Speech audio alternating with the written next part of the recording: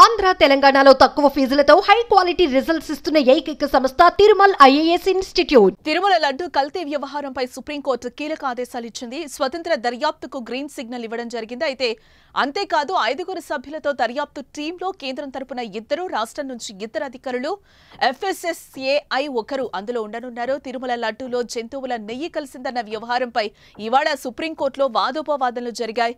AP ప్రభుత్వం చేస్తున్న SIT విచారణపై ఎలాంటి సందేహం లేదని సొలిసిటర్ జనరల్ తుషార్ మెహతా న్యాయస్థానానికి తెలిపారు. సమస్యను పరిశీలించామనే ఆరోపణలో ఏదైనా నిజం ఉంటే అది ఆమోదయోగ్యం కాదన్నారు. దేశవ్యాప్తంగా భక్తులు ఆహార భద్రతా చట్టం కూడా ఉందని గుర్తు చేశారు. ఈ సందర్భంగా ప్రస్తుత సిట్ కి వ్యతిరేకంగా ఏం దాఖలు చేయలేదని దానిని అనుమతించారని పేర్కొన్నారు. సిట్ దర్యాప్తును కేంద్ర ప్రభుత్వానికి చెందిన సీనియర్ అధికారి పర్యవేక్షిస్తారని, దానివల్ల విశ్వాసం కలుగుతుందని అన్నారు. మరోపక్క వైవి సుబ్బారెడ్డి తరపున వాదనలు వినిపించారు. సీనియర్ న్యాయవాది కపిల్ సిబల్ నెయ్యి కల్తీ మీ సమయంలో జరిగిందన్నారు.